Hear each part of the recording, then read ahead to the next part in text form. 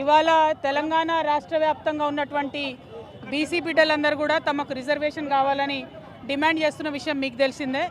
అయితే ఇవాళ ఎవరైతే రిజర్వేషన్లు ఇవ్వాలనో ఆ పార్టీలు కూడా వచ్చి బీసీ బిడ్డలు ఇచ్చినటువంటి బంద్లో పాల్గొంటామని చెప్పడం నిజంగా నవ్వులాటగా అనిపిస్తూ ఉంది.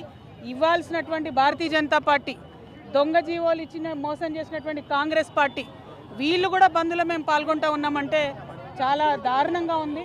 హంతకుడే నివాళులు అర్పించినట్టుగా అనిపిస్తూ ఉంది. బీసీ బిడ్డల్ని మీరు మభ్యపెట్టద్దు, మోసం చేయొద్దు.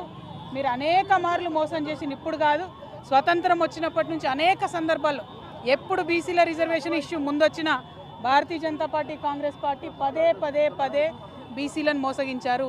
ఇంకా కుదరదు. ఇప్పుడు తెలంగాణ బీసీ బిడ్డలు పట్టుబట్టిండ్రు.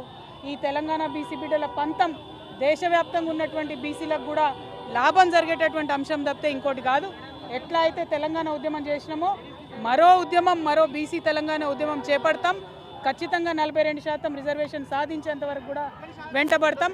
ఇవాళ తెలంగాణ జాగృతి యునైటెడ్ పూలే ఫ్రంట్ ఆధ్వర్యంలో ఖైరతాబాద్ చౌరస్తా అంతా కూడా బంద్ చేసినాం. మరి పెద్ద ఎత్తున ఇవాళ బంద్ని జయప్రదం చేయవలసిందిగా ప్రజాస్వామ్యవాదులందరినీ కూడా నేను కోరుతా ఉన్నాను.